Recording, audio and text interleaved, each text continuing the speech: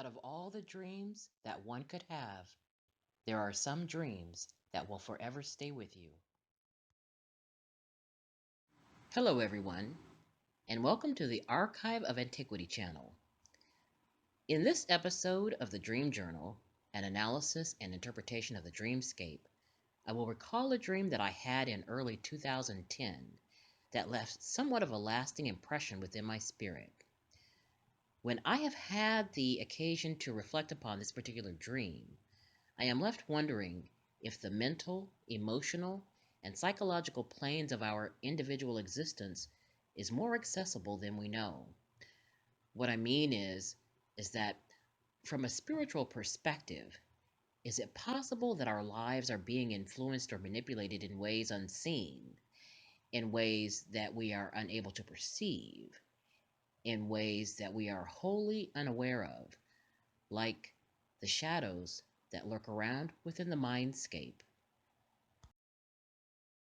Back in 2010, I had been living in transitional housing for about 3 months when I happened to have two dreams within the same time frame, the first of which I am relaying here within this dream sequence, and the second of which I will be relaying separately in the next dream sequence.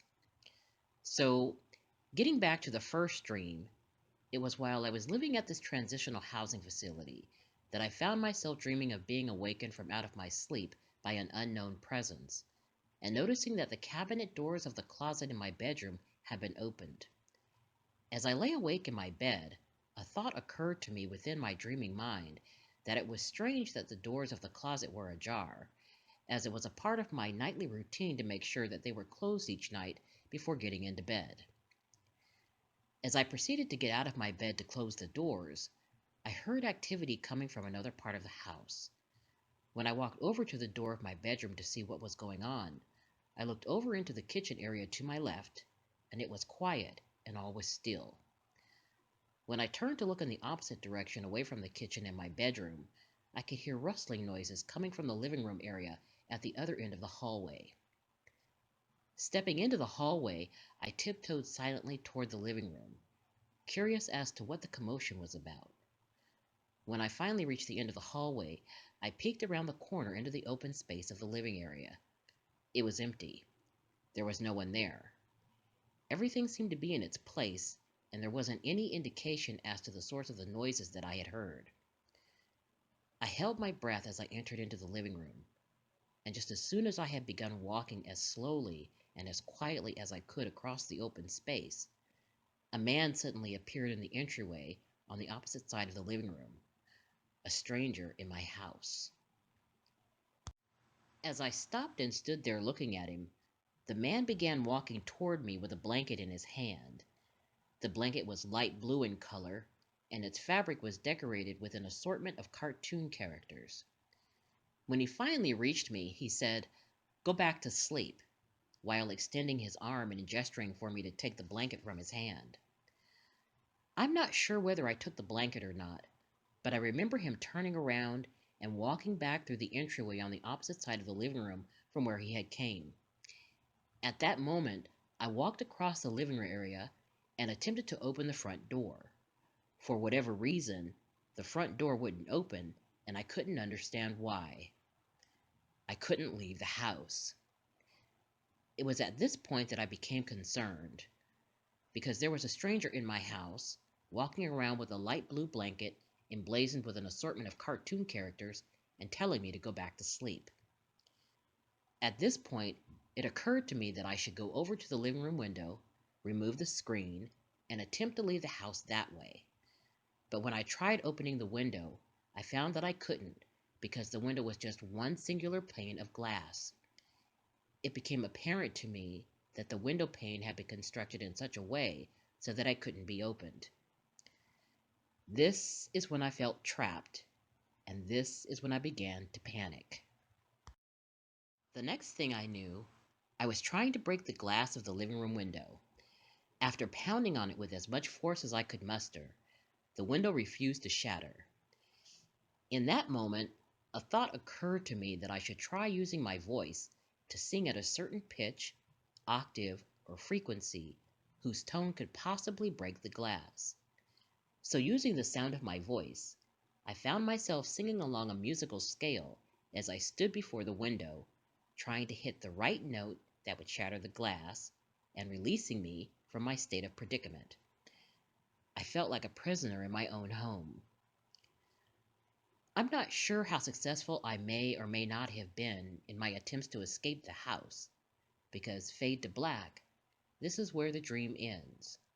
Time to awaken from the dream for an analysis and an interpretation of the dreamscape. Among some of the first questions that I ask myself when I am analyzing and interpreting the dreamscape is what was occurring in my waking life in the days, weeks, and even months leading up to the dream.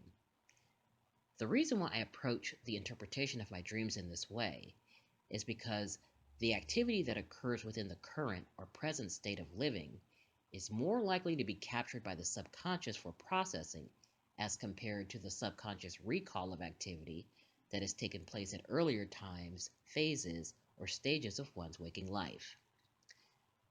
The second set of questions that I ask myself is whether or not I read any books, magazines, or newspaper articles that could have triggered the dream. Did I happen to watch a television show or a movie whose storyline may have set the tone and the narrative of my dream? Because I spend an appreciable amount of time online, I also ask myself whether or not my internet activity or the content of a website may have found its way into my dream. The third set of questions that I ask myself is whether or not the personal interaction or the content of a conversation that I may have had with someone influenced any details within my dream state. I also want to determine whether or not something may have occurred within my immediate environment that may have triggered a mental, emotional, or psychological reaction on my part.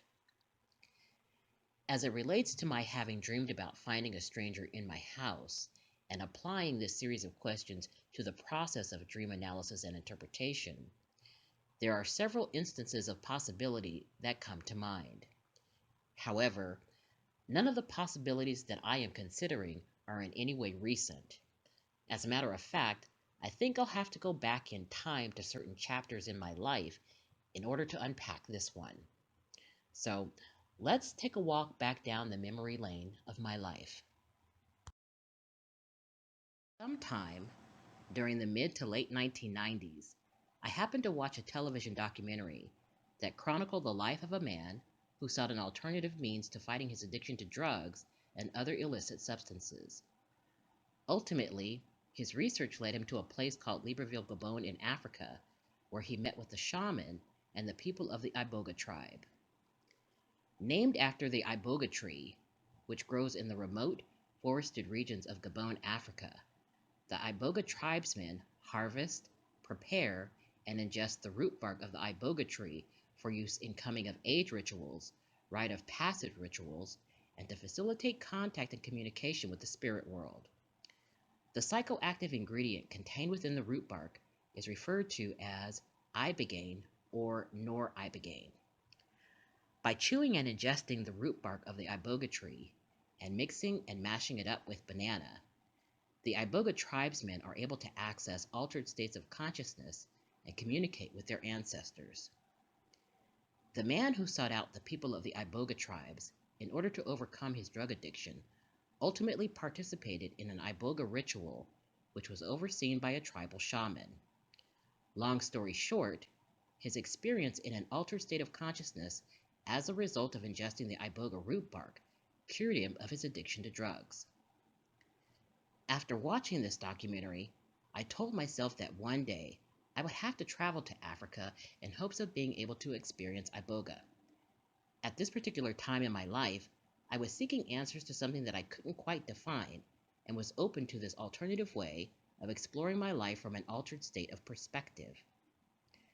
Well, it just so happens that in the late summer of 1998, I came across an ad where a source living in Libreville, Gabon, was selling and shipping Iboga root bark via mail order. After making contact with the source, I placed an order and had it shipped to me, and I received it within a week or so.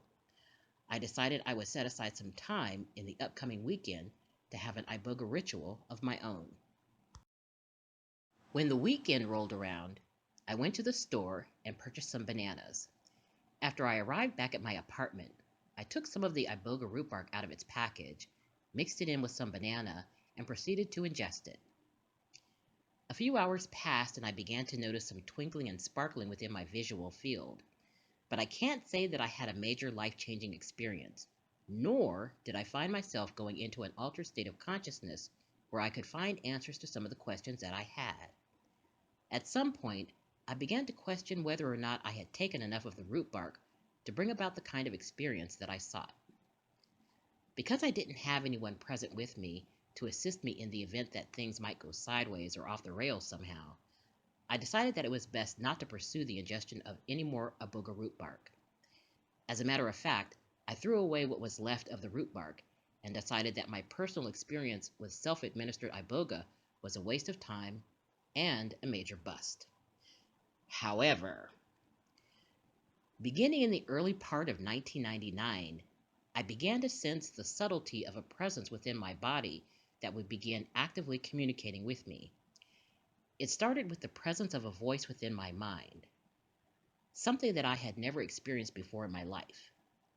By the time the year 2000 rolled around, the voice of this presence had steadily grown, so much so that they had established a form of intercommunication with me.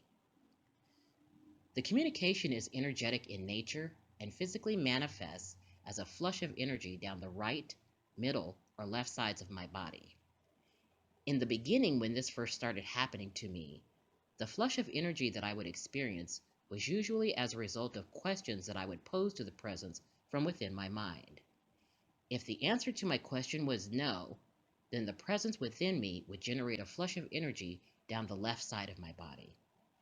If the answer to my question was yes, then the presence within me would generate a flush of energy down the right side of my body. If the answer to my question was neutral or one of possibility, then the presence within me would generate a flush of energy down the middle of my body. There are times when I pose a question and I do not receive a response at all. This form of spiritual communication still persists within my body to this day.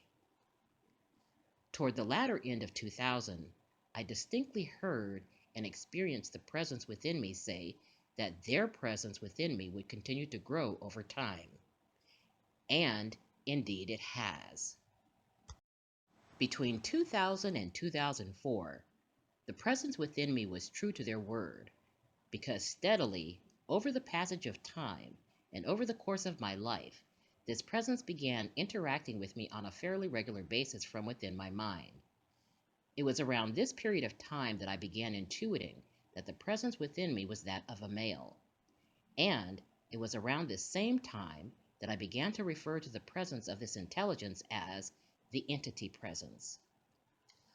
One day in 2004, I recall having arrived back at home after working my 9 to 5 and settling in for the evening so that I could begin working on a writing project related to ancient history. Well, at some point during the course of my research, I distinctly heard the voice of the presence within me say, "Are you ready to get in your boat?" Because I was familiar with the spiritual meaning of the phrase, "Are you ready to get in your boat?" in this instance, I intuited that the presence of the male within me was wanting to know whether or not I was ready to embark upon a spiritual journey of my soul. I didn't answer the question outright, but this so-called spiritual journey appears to have happened on its own, whether I wanted it to or not. Maybe I shouldn't have ordered the root bark. During the early 2000s, I happened upon an article about a man named David John Oates. Mr. Oates is an Australian native who happened to be living and working on the west coast of the United States during this time. He was interviewed by a local newspaper reporter who had heard about Mr. Oates' experience, which was coined as reverse speech. According to the article, David Oates had a handheld tape recorder that he used to record personal notes, messages, and other miscellaneous information that he would capture on the go in lieu of having to type or write down the information. Well, it just so happens that one day he dropped his tape recorder. When he finally arrived at his home, he turned on the tape recorder to listen to the recordings. In so doing, he found that his tape recorder began playing the recorded information in a reverse sequence rather than a forward sequence as it should. He also found that the recorded information not only played in reverse, but that the reversed recording appeared to reveal intelligible conversation being spoken backward. In other words, the conversations that any of us speak in a forward sense are simultaneously being spoken backward in the form of symbolism. As a result of his findings, Mr. Oates has dedicated many years to developing reverse speech methodologies that can be used as a tool to understand the inner language of the soul. As the founder of reverse speech, David ultimately established a website and began assisting many people across the world, helping them to resolve personal issues and to gain personal insight by understanding and applying the methods of reverse speech. Over the years, he has also developed training courses and a reverse speech dictionary based upon the symbolism associated with the language of the soul. Fast forward to the year 2006, where I began questioning certain occurrences that were happening in my life and recognizing the fact that there seemed to be patterns associated with predicaments of circumstance that I would unfortunately find myself wrapped up in. At this particular time in my life, I existed in a state of discontent. I wasn't happy with my life, and I felt like things were wrong somehow. So it was around this time that I decided I would contact David Oates to find out what my soul had to say about the status and the quality of my life that I was experiencing at that time. I wanted answers.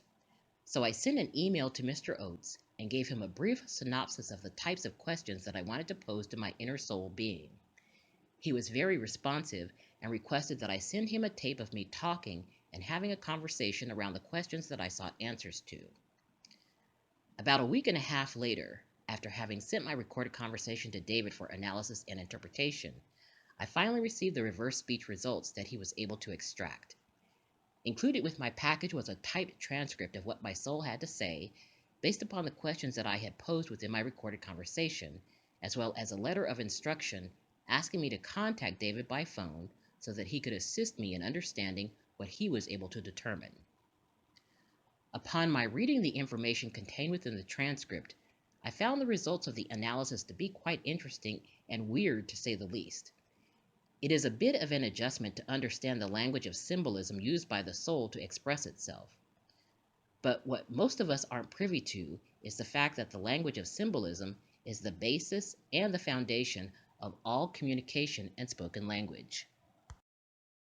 Anyway, once I was able to connect with Mr. Oates by phone, he began by explaining that he had listened to my entire recorded conversation played forward, and that once he completed that, he then listened to my recorded conversation played in reverse. He stated that during the course of playing my recorded conversation backward, he would stop at certain points within the recording when he was able to determine that my soul was speaking. He continued by walking me through each separate line of his analysis contained within the transcript.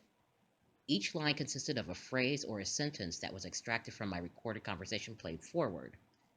Immediately beneath this line was the extract of a statement or response from my soul when my recorded conversation was played backward. Each line of interpretation and analysis included a timestamp marker of where my soul responded in its speaking within my recorded conversation. The transcript contained about 15 lines of extract from my recorded conversation. David explained to me, line by line, what it was he was able to determine based upon the questions that I posed to my soul being. As he was providing explanations for each line of extraction, he would play my recorded conversation forward, and then he would play my recorded conversation backward so that I could hear my soul speaking and responding to the questions I was posing. It was really interesting for me to actually hear my soul speaking in this way. In his final analysis and overall assessment of the recorded conversation that I had submitted to him, David stated that my soul was trying to convey the fact that a thief was present within the inner landscape of my being. He also stated that it appeared that my soul was trying to warn me of attempts to try and do anything about it. that rather I should drink my wine and leave the situation alone. David concluded our session by explaining the symbolism that my soul was using to try and communicate the fact that something was amiss within the inner landscape of my soul. Really? Upon hearing this, what immediately came to my mind was a biblical scripture related to the thief, who is a liar and a robber, and who only comes but for to steal, to kill, and to destroy. Could this be why my life seems to have taken a series of unexplainable twists and turns? What does my ingestion of the iboga root bark have to do with any of this, if anything? So now, maybe you can understand why I am having to go back further in time to understand why all these years later I am having dreams about a stranger being in my house. Fast forward a couple of years to 2008. The presence of the resident entity that inhabits the inner landscape of my soul was continuing to grow, and our psycho-spiritual interaction was becoming more frequent.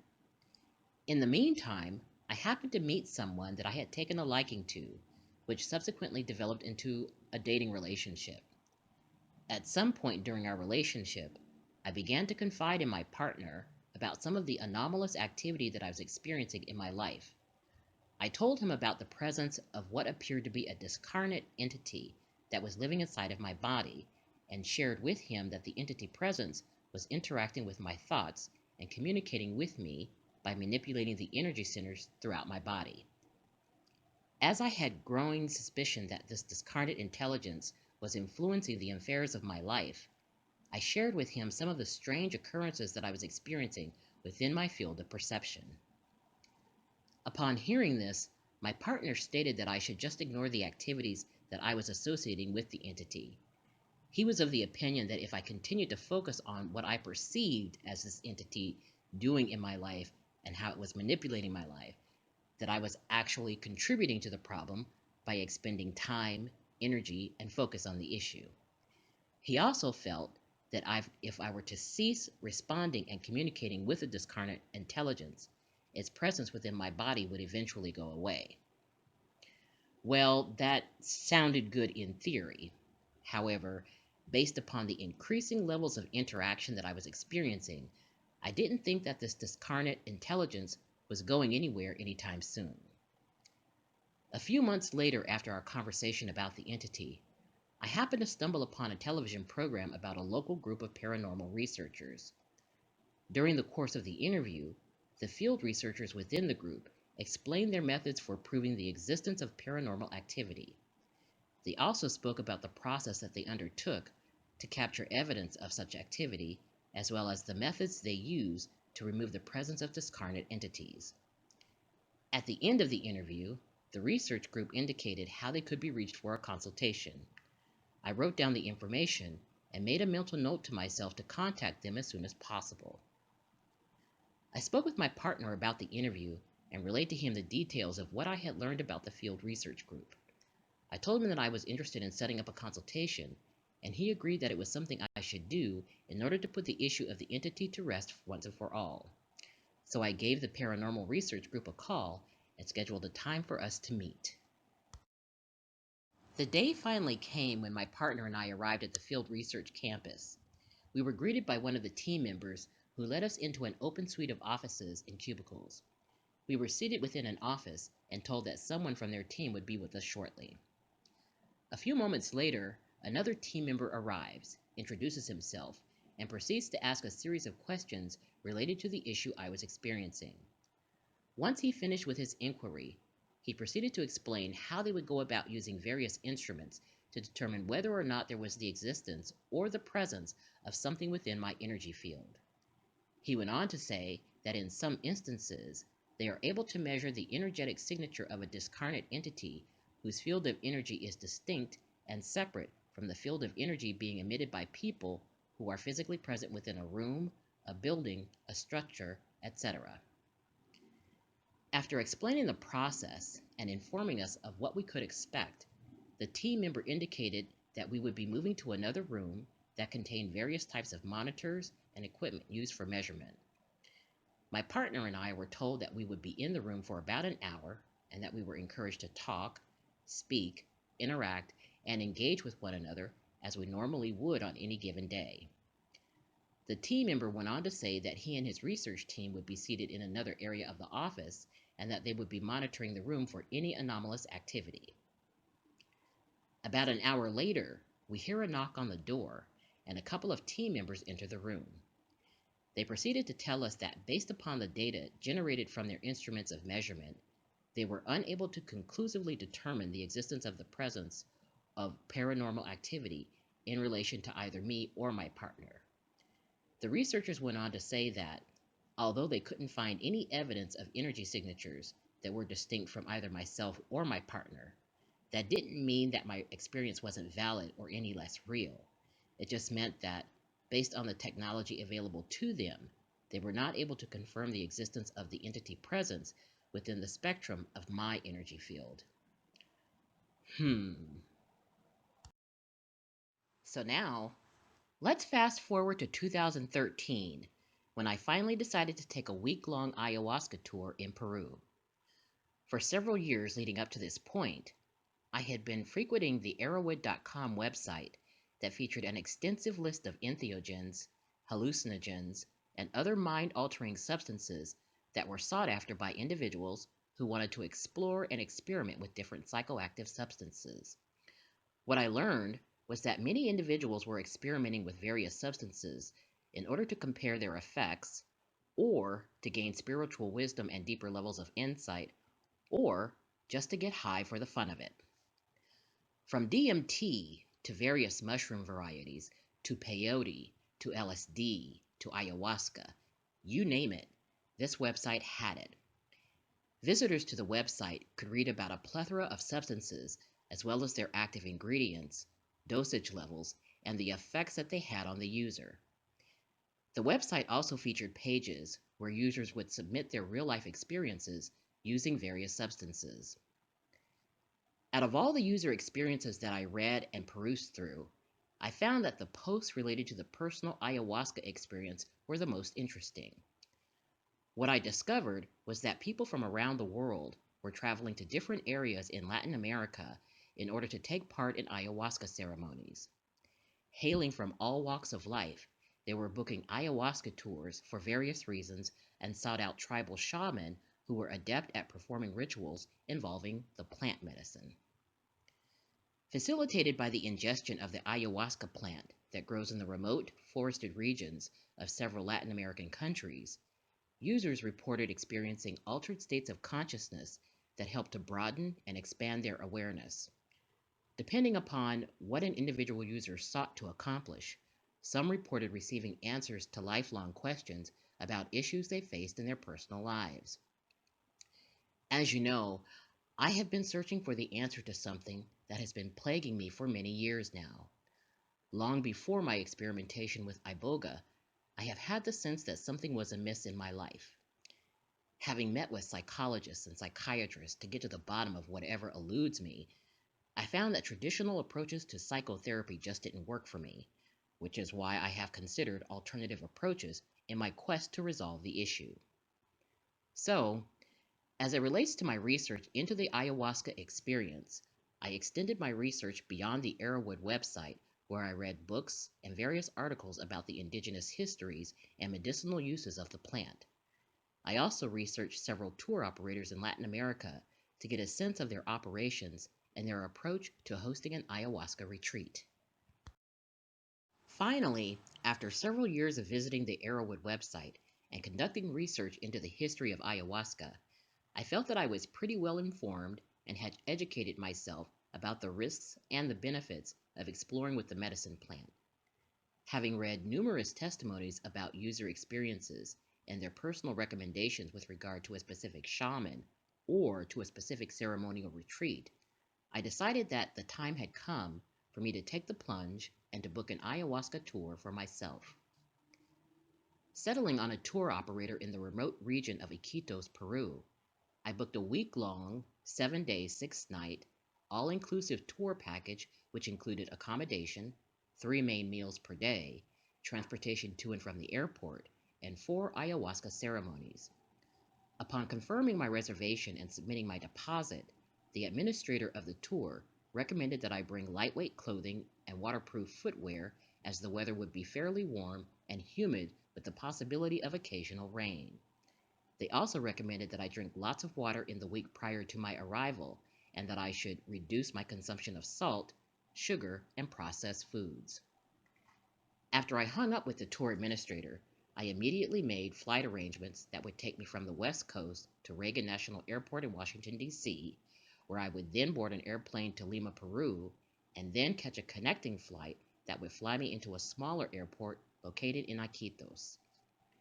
A few weeks later, during the last week of February 2013, I found myself not only preparing for a week-long ayahuasca tour in Peru, but I was also packing up my belongings to move out of my apartment.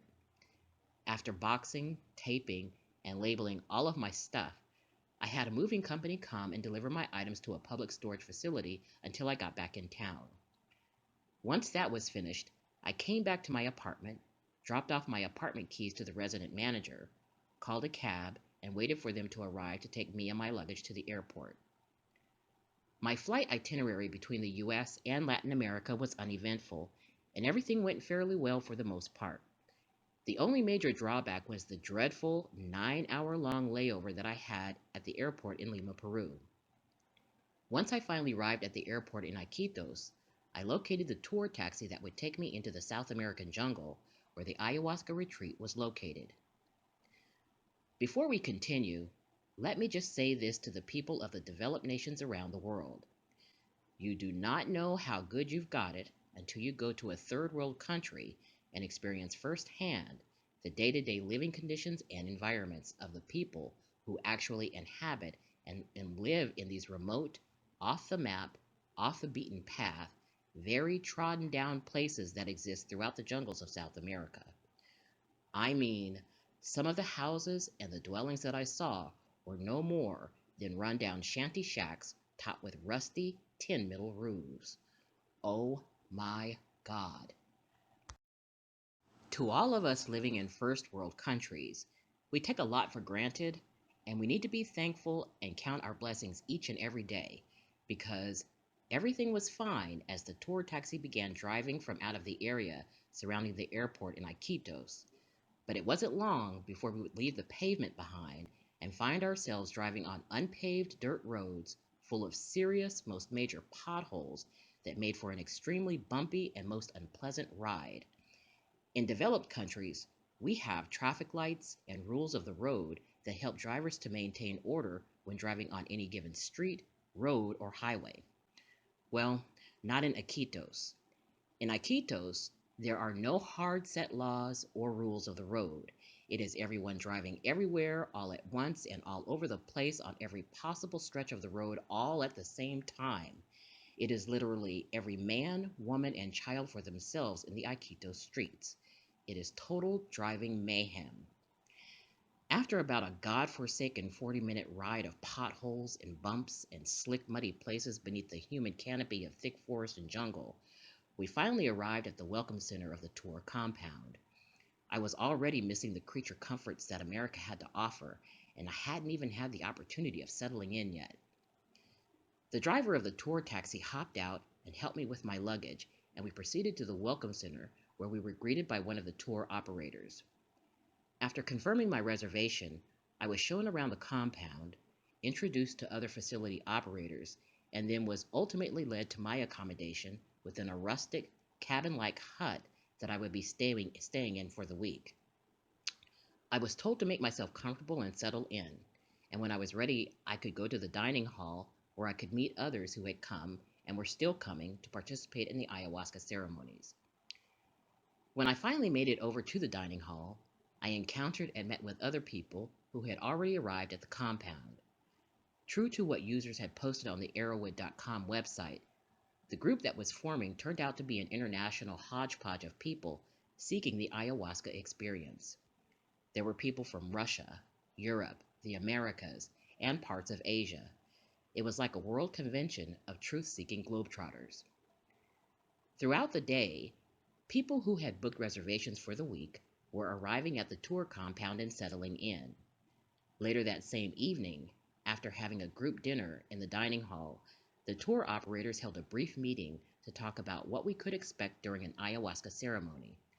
Of chief importance was the process of purifying and preparing the body and the mind for the ingestion of the plant medicine. This purifying process involved drinking a concoction that causes individuals to throw up in order to purge and rid the body of anything that might interfere with the ayahuasca experience. If there is one thing that I really, really hate, it is the feeling of being nauseous and sick to my stomach and then ultimately throwing up. But I had read and researched about this requirement beforehand, so I was prepared. Anyhow, toward the conclusion of our group meeting, we were told that the purifying process would begin the next day and that the first ayahuasca ceremony would be held that same evening. After a brief chit-chat with several members of the group, I left the dining hall and decided to take a walk and explore. Nestled in a rainforest-type setting in the South American jungle, the tour compound featured a welcome center, a dining hall, a social gathering lounge, and a laundry washing facility located near the entrance. When you walk away from the entrance and move deeper into the forest, there is an area where the purification purge takes place and an area that featured outdoor bathrooms with showers. In the center of the compound is a large, circular hut where the ceremonies are held, and scattered throughout the surrounding jungle are individual huts where guests stay during their tour. After strolling and exploring the compound, I decided to turn in for the night. When the next day finally came, everyone in the group had taken their turn going through the god-awful purification ritual. Upon drinking the bitter concoction, most of us found ourselves rushing to the bathroom quite frequently, purging and cleansing from out of one end or the other. Later on that evening, the group of us converged upon the ceremonial hut where we were located near the nearest mat with a pillow and a blanket and seated ourselves around the perimeter of the circular room. Seated in the center of the room were the tribal shaman, who were busy lighting candles and placing several cups of ayahuasca on tables before them. A couple of tour operators were walking around the room talking, speaking, and preparing each one of us for the ceremony. A short while later, the tribal shaman indicated that everything was ready. The lights within the ceremonial hut were dimmed, and we all found ourselves laying back on our mats, bathed in the firelight of burning candles. One by one, the shaman walked around the room and handed a cup to each participant. Each of us drank of the dark, mysterious fluid and waited for the effects of ayahuasca to kick in. I laid back on my mat and closed my eyes, half curious and half regretting the fact that I had even come to such a remote place in search of something I didn't quite understand. Within about a half hour, I felt myself dozing off to sleep, and in my mind's eye, I began to see what looked like a netted fabric of nodes that were pulsing and looking at me, kind of like they were wondering why I was there. This netted fabric seemed to be alive, and I was left with the impression that this array of pulsing nodes were studying me, pondering my very existence. At some point during this experience, something in my mind was telling me to breathe, because I had apparently stopped breathing. All of a sudden, I found myself waking up and attempting to catch my breath. I began to panic as I looked around the room where everyone was still lying on their mats. I got up from my mat and left the ceremonial hut, where I stumbled to the outdoor bathroom stalls and had a major episode. I found myself heaving uncontrollably with everything coming out of both ends. After cleaning up and collecting myself, I barely made it back to the ceremonial hut to lay down once again on my mat. I was scared to close my eyes because I thought I might stop breathing again. At this point, one of the tour operators came over to ask if I was okay. I told them about the issue I was having, and they notified one of the shaman. When the shaman came over, he beckoned for me to come and sit with him over on the other side of the room. There, he had me lay in his lap and watched over me until the effects of ayahuasca wore off. Early the next morning, the shaman and the tour operator asked me several questions and had determined that it was my smoking that had interfered with the ayahuasca experience, explaining that Some people who smoke on a regular basis encounter the same problem when taking ayahuasca. I was told that if I wanted to continue to explore with ayahuasca, it was best for me to stop smoking, or at least stop smoking for about a month prior to taking any of the plant medicine. That was fine with me. I was ready to go home anyway. I couldn't wait to get back to the United States and the familiarity of day to day living in a modern society. Unfortunately, I didn't attend the three remaining ceremonies that were scheduled for the week. However, I did have the pleasure of hearing about the experiences that others in our tour group were having. Although I didn't experience ayahuasca in the way that I had originally envisioned, I can't say that I was totally disappointed with the outcome, because as I reflect upon the fact that I didn't have the experience that I had hoped for, something somewhere deep inside of myself seems to know that one day I will eventually find the answers that I seek. For the rest of the week, I kept myself busy during the remaining days of my stay. I got some much needed rest and read a couple of books. I also spent some time talking with several members of our group and had a one-on-one consultation with a shaman. I found myself taking frequent walks during this time, where I explored the many nature trails that surrounded the tour compound. When my all-inclusive ayahuasca tour finally came to an end, I said my final goodbyes to everyone and departed for Iquitos Airport. I never looked back, and I don't have any regrets. Now that I have shared my personal experience with ayahuasca, the question now becomes, why have I done so? And what does my experience have to do with my dream about a stranger in my house? Well, what I didn't tell you was the fact that after our tour group had eaten dinner on that first evening, we were all asked to gather in the dining hall for a meeting with the shaman and the tour operators. Arriving late to the compound was a couple from Sri Lanka who had made their way over to the dining hall where everyone was already gathered. Upon walking through the door, the couple looked around for a place to sit, and as they walked among the tables, the woman looked straight at me and stared. As she was staring, she turned to say something to her partner while pointing in my direction. I simply dismissed the staring and pointing and didn't really think anything else of it. However, when the meeting was over, the woman and her partner got up and started walking toward me. All the while she is pointing at me and she says, "Iboga." It came out as both a statement and a question all rolled into one. Now, mind you, I had no clue in the world as to who this woman was. I had never met or seen her or her partner before my having booked this ayahuasca tour. So, when she finally reached me, she said, "You have Iboga." Once again, it came out as both a statement and a question all rolled into one. I proceeded to tell her that, yes, in fact, I had taken iboga root bark many years ago in the summer of 1998. As it was now the year 2013, 15 years after I had supposedly ingested iboga, I wanted to know how she knew. The woman from Sri Lanka went on to say that she could see that I have the iboga. What does it mean to have the iboga? It didn't sound very good, and she didn't really elaborate beyond that. After this weird, unexpected encounter, I decided to leave the dining hall and go for a walk.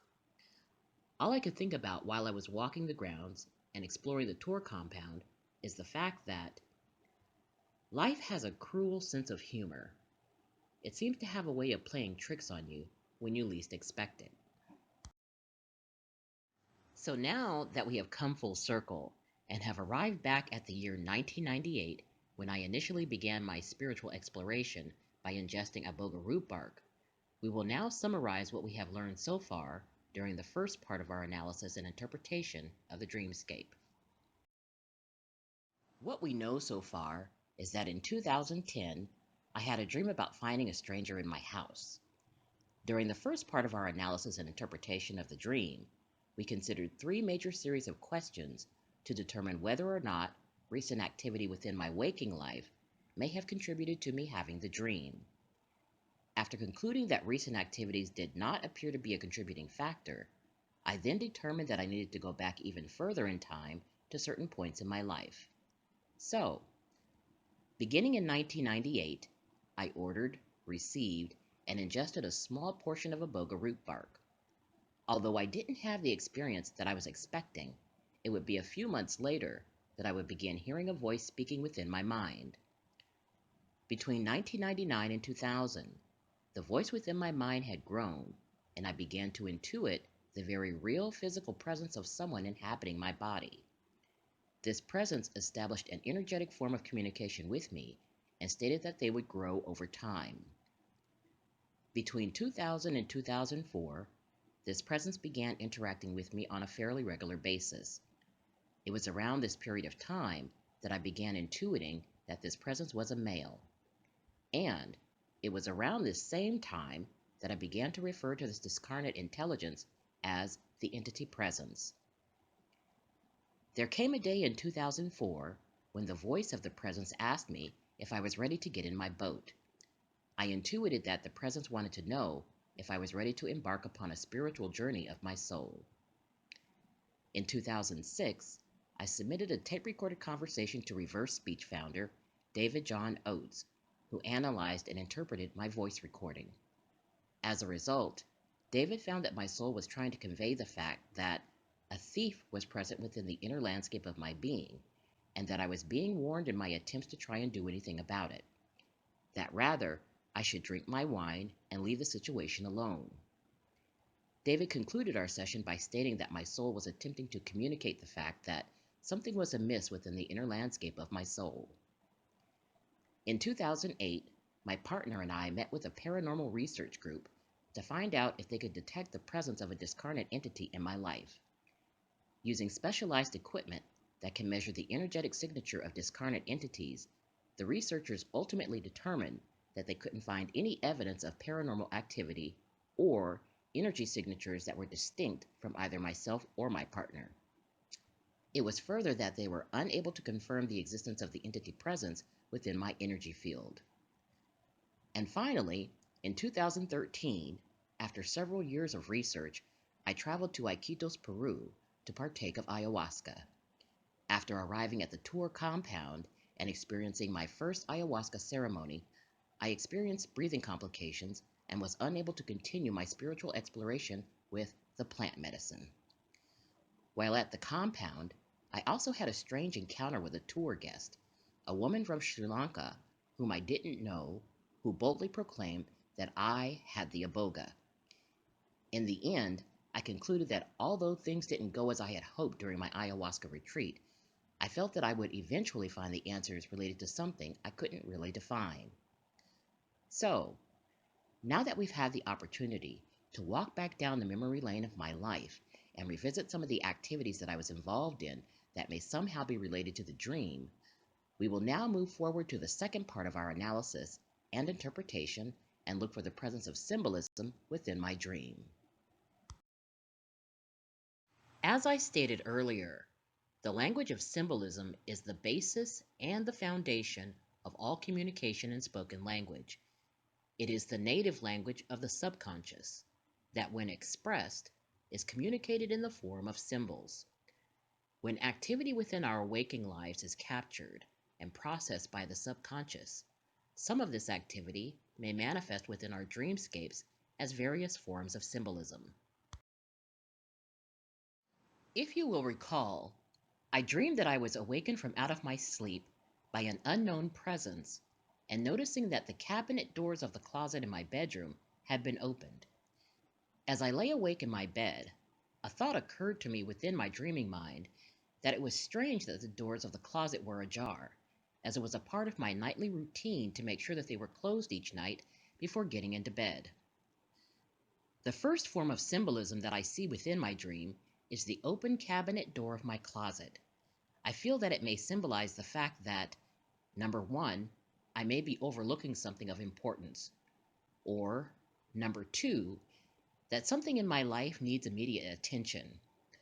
Although I had a nightly routine that I followed religiously each night before going to bed, it is possible that I forgot to close the cabinet door of my closet on this particular night, and that the sixth sense of my intuition was attempting to make me aware of this fact. Number three, I may be experiencing some form of personal violation or breach of privacy that I may not be aware of. I say this because the closet in my bedroom is one that is mobile, meaning that it is not fixed in place and can be easily moved to any desired location within a room. The closet consists of two doors that open outward, and its interior cabinet is divided into two halves, where one side of the cabinet features a rack where you can hang clothing and place shoes on the bottom.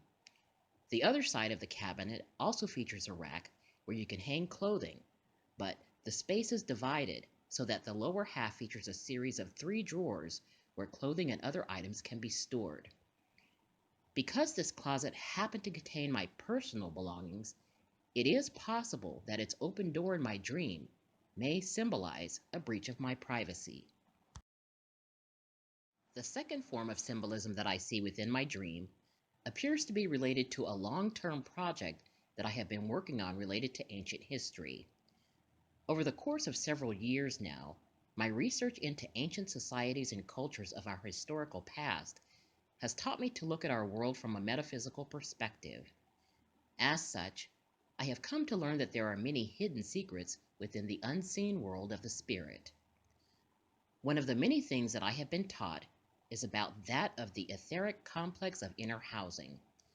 What I have learned is that the individual body human is referred to as the carriage housing of abode, and that within the carriage housing of abode of the individual body human is the construction of an internal dwelling referred to as the etheric complex of inner housing. And it is within the etheric complex of inner housing that the inspirited essence of our ensouled being resides.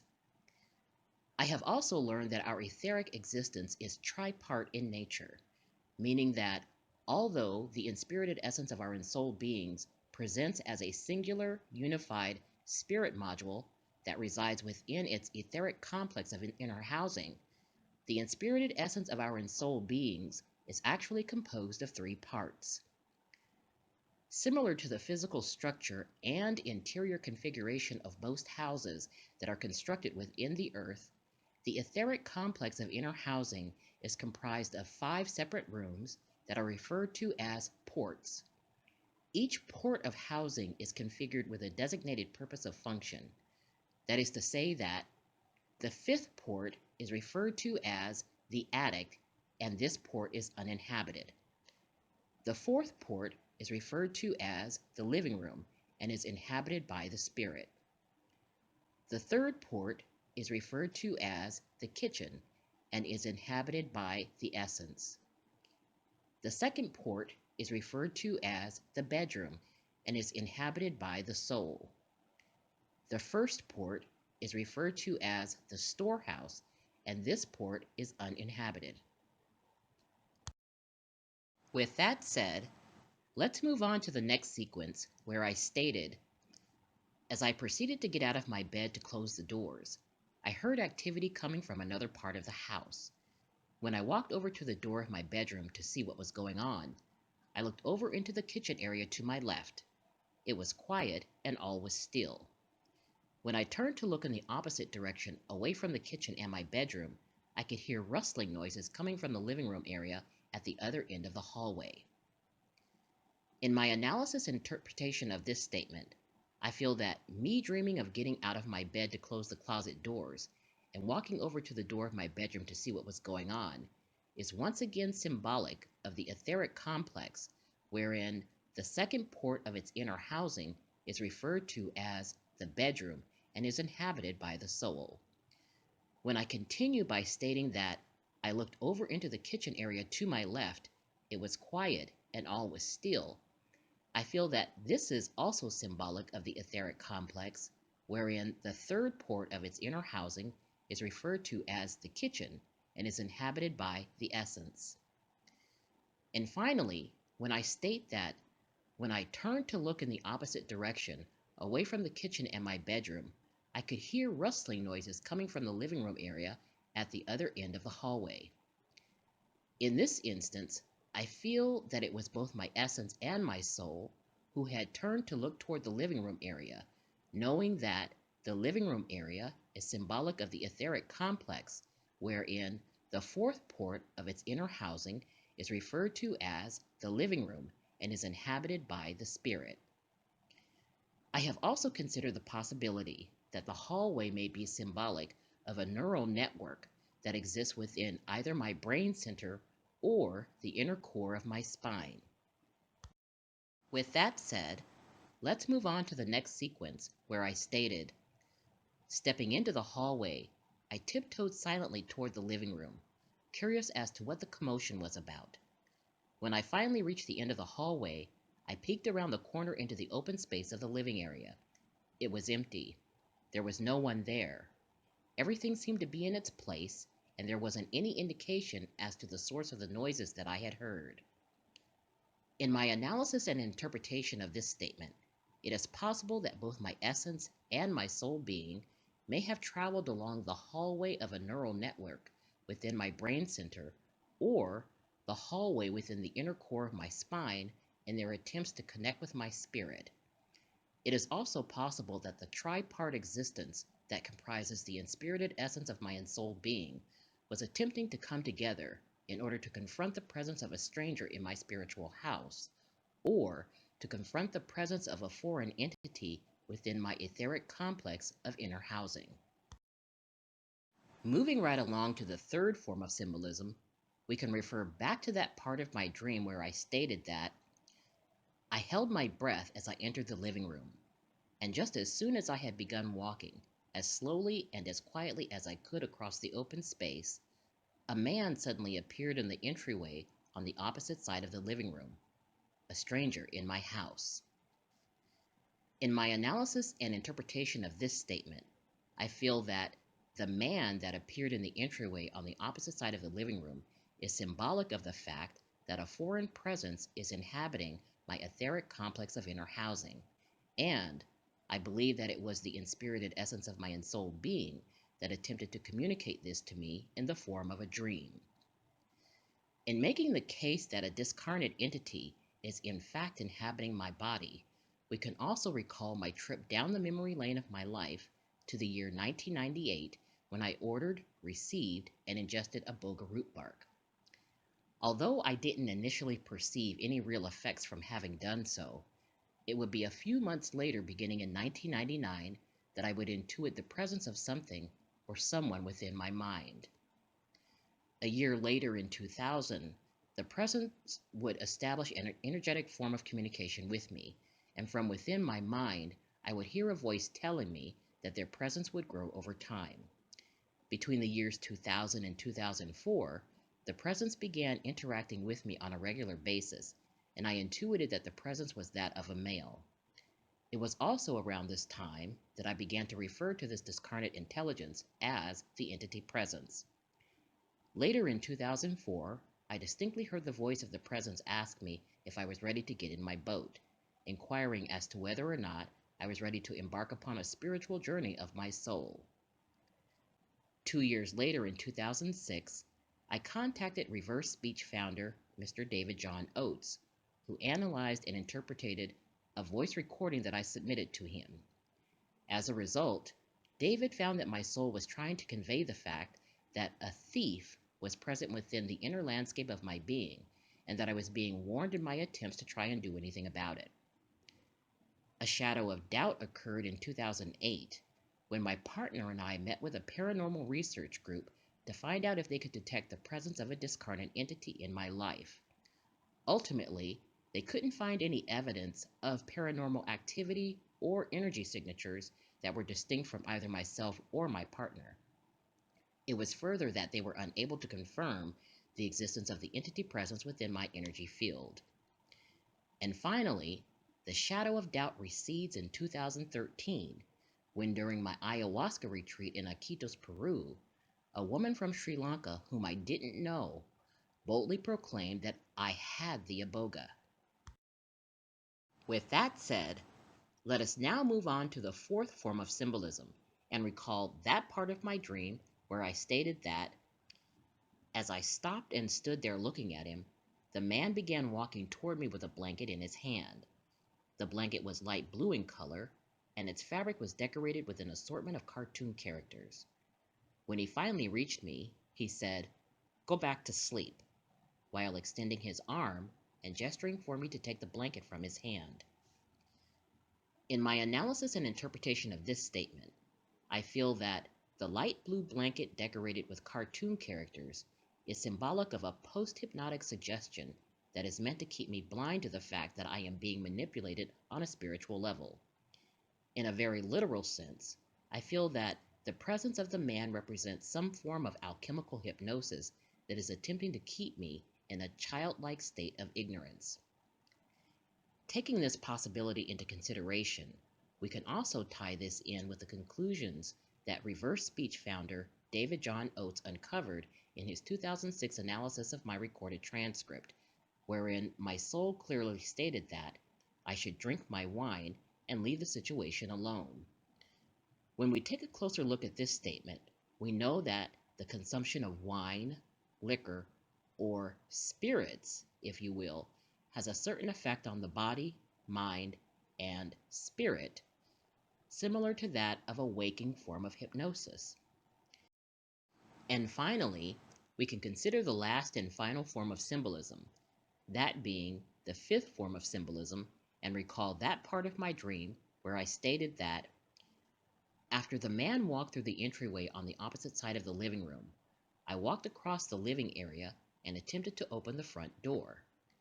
For whatever reason, the front door wouldn't open, and I couldn't understand why. I couldn't leave the house.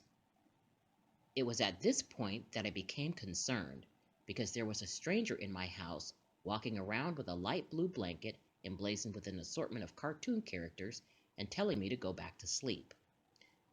At this point, it occurred to me that I should go over to the living room window, remove the screen, and attempt to leave the house that way. It became apparent to me that the window pane had been constructed in such a way so that it couldn't be opened. This is when I felt trapped. This is when I began to panic. The next thing I knew, I was trying to break the glass of the living room window. After pounding on it with as much force as I could muster, the window refused to shatter.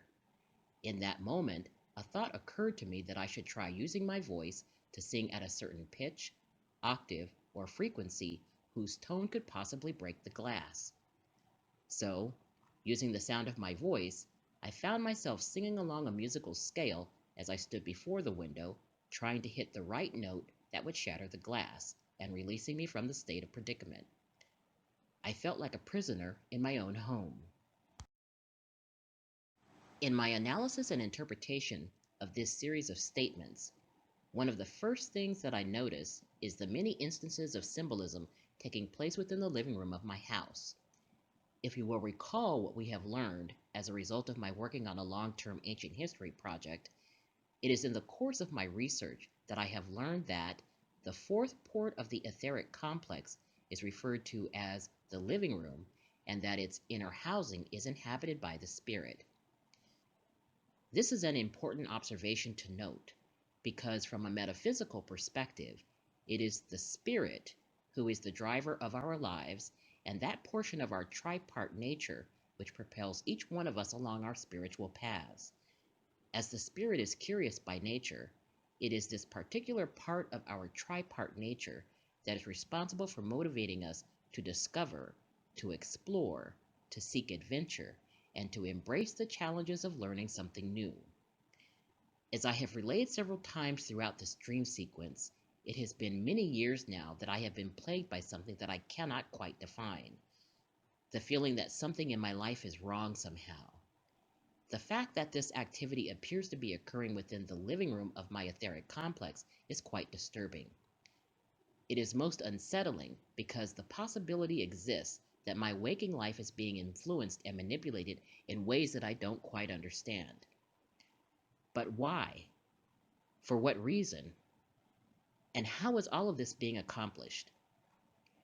To answer this question, let's take a closer look at what occurred within the living room of my house. Number one, the front door in the living room wouldn't open, and I couldn't understand why. I couldn't leave the house. Number two, the window pane in the living room was a singular pane of glass that had been constructed in a way so that it couldn't be opened. This is when I felt trapped. This is when I began to panic. And number three, In my attempts to break the glass of the living room window, the window refused to shatter. So, using the sound of my voice, I found myself singing along a musical scale as I stood before the window, trying to hit the right note that would shatter the glass and releasing me from my state of predicament. I felt like a prisoner in my own home. When I take each of these situations into account, what immediately comes to mind is the presence of the man that I encountered in my dream. As the presence of this man is a stranger to me, the question becomes, who is he, and what is he doing in my house, my spiritual house at that? His presence within my spiritual house is no less than that of an intruder. So now the question becomes, how did he get in? As I continued to reflect upon these questions, it would appear that the inspirited essence of my ensouled being was attempting to alert me to the fact that not only was there a stranger in my house, but that this stranger was up to something and was doing certain things that appeared not to be in my best interest. So, could this be why I found the cabinet doors of my closet open in my bedroom when they should have been closed? If so, what was the man looking for? And did he find it? Am I the victim of some form of spiritual theft? Because all I can think about is what reverse speech founder David John Oates was able to discover when he stated that my soul referred to this presence as the thief. So, in getting back to the symbolism that is present within the living room, the question becomes, why was I unable to open the front door and leave the house? Why was the singular window pane constructed in such a way so that it couldn't be opened? Why did the window refuse to shatter when I attempted to break it? And finally, why did I find myself standing and singing before the window pane in hopes of hitting the right note that would ultimately shatter the glass? As a result of all of this, I couldn't leave the house. Not only did I feel trapped and begin to panic, but it was within my dreaming mind that I felt like a prisoner in my own home. Could the man who appears as a stranger in my house in some way be responsible for the predicament that I found myself in? Is his entity presence responsible for having created an alchemical prison within the etheric complex that houses the inspirited essence of my ensouled being? Let me briefly expand upon this possibility and why I feel that this may be the case. You see, like I have been saying all along, there came a time in my life where I began to perceive that something was amiss in my life. For some time now, I have been unable to shake the feeling that things are wrong in a way that I don't quite understand.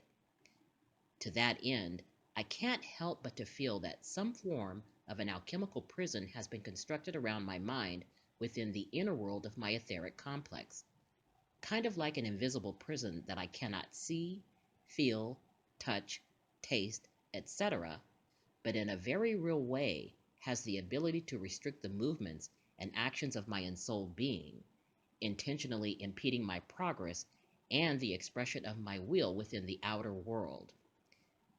In other words, the lives that we are living within the outer world are simply a manifestation and an expression of the lives that we are living within our inner worlds. Could this be the reason why I dreamed of being trapped within the living room of my house? With that said, let us now move toward the conclusion of our analysis and interpretation of the dreamscape. At this point, I think it's pretty clear that I believe that both my mind and my body are inhabited by a discarnate entity of unknown origin, and that I have attempted through various means to prove its existence in my life.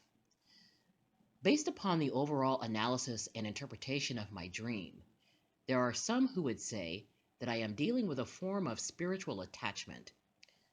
Similar to barnacles that exist within the seas and the oceans of life that attach themselves to the underside of seafaring boats and vessels, there are discarnate entities or intelligences that exist within the seas and the oceans of the collective consciousness, who attach themselves to the animated vessels of the individual body human. In the case of a spiritual attachment, There are various reasons as to why discarnate entities or intelligences attach themselves to the living. Generally speaking, it is believed that the spirit of a soul being may be dealing with the fear of moving beyond the plane in which they experienced a physical death and may linger in a form of spiritual limbo between two planes of existence until they are ready to move on. In some instances, it is believed that the spirit of a soul being who refuses to accept the physical death of their body will actively seek to inhabit the physical body of one who is living. If they are successful, the soul being establishes a form of spiritual attachment to them so they can experience the feeling of being physically alive once again. To this very day, I am still dealing with the foreign presence of a discarnate entity who inhabits my physical body. The situation is concerning because its presence continues to grow within my body and my mind, actively engaging with my thoughts and influencing the mental, emotional, and psychological planes of existence that affect my field of perception. If in fact I am dealing with the spiritual form of an unwanted guest, then it's time for me to do some house cleaning. Time for me to confront this intruder. Time for me to get this stranger out of my house.